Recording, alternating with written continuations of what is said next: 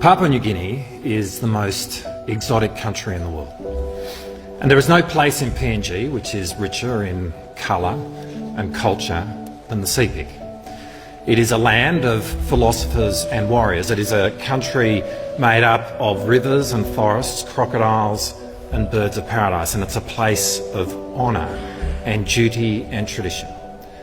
And it was here, in Kaurau village, on the banks of the Murik Lakes in the heart of the sea pig, that Michael Somare began his life's journey. He was the son of a police sergeant, but much more significantly, the son of a man who was in an ancient chiefly lineage. And as remarkable as Somare's public career was, equally as important to him throughout his life was being chief to this village and this community, the local custodian of culture, tradition and law. Somare was a teacher, he was a radio announcer, he was a public servant, and then he became a union leader. He established the Pengu Party. And in 1968 was in that first group of Papua New Guineans to be elected to the territory's new House of Assembly. With the election of Whitlam came self-government to PNG, and Somare became the first and only Chief Minister of the territory. And then on the 16th of September in 1975, Michael Somare, Papa Balong Country, father of the nation, became PNG's first Prime Minister. On Independence Day, he said, "Now we must stand on our own 2 feet. We are indeed now masters of our own destiny." And when you look at the videos of the time, you see a Prime Minister still in his 30s, radiating all the vitality and confidence befitting a new and young and hopeful nation. In March of 1980, he lost a vote of no confidence, and Julius Chan became the second Prime Minister of PNG. There were those around him at the time who argued that he should hang on to power, that he should declare a state of emergency. It would have been a path that had been well worn by other leaders in other new countries. But Somare believed that democracy and the Constitution were more important to the future of PNG than his own career. And so he genuinely chose a road less travelled. And in relinquishing power, this might actually be Michael Somare's greatest moment. Because for all its faults and frustrations, PNG today is a vibrant democracy. And that's so important for Papua New Guinea. It's also really important for us. And so in this act, it can be said that Somare is not only the father of independence, but he truly is the father of PNG's democracy. I first visited PNG in 1984 at the age of 16 during Somare's second term as Prime Minister. I was there in 2003 at the beginning of his third term and met him for the first time in 2010 when he was still the Prime Minister.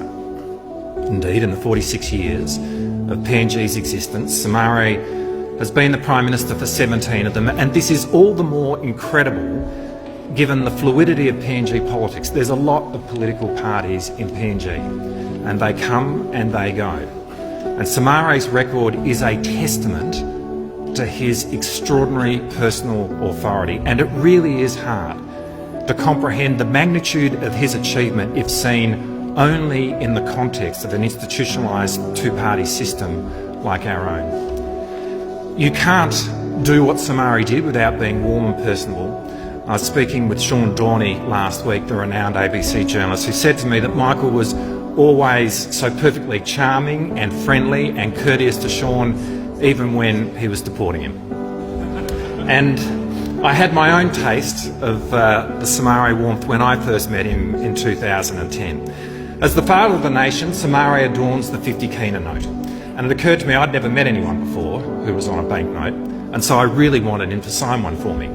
But it turns out that defacing currency is a felony in PNG, just as it is here in Australia.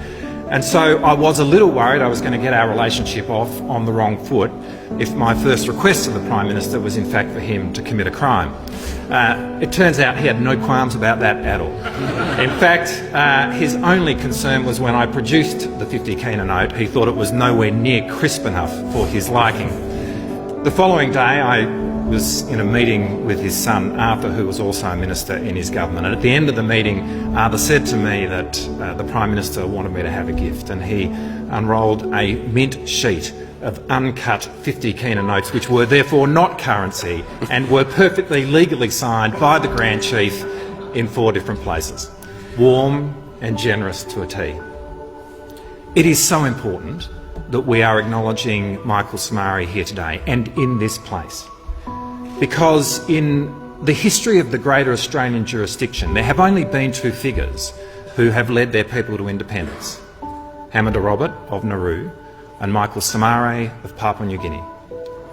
And so whilst Somare stands alone as the father of his nation, he also holds a completely unique position in the history of our own.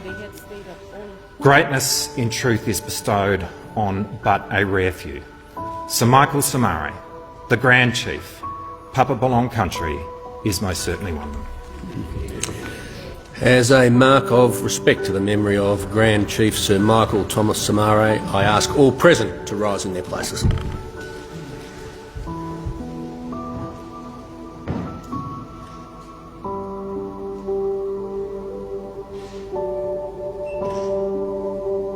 I thank the House.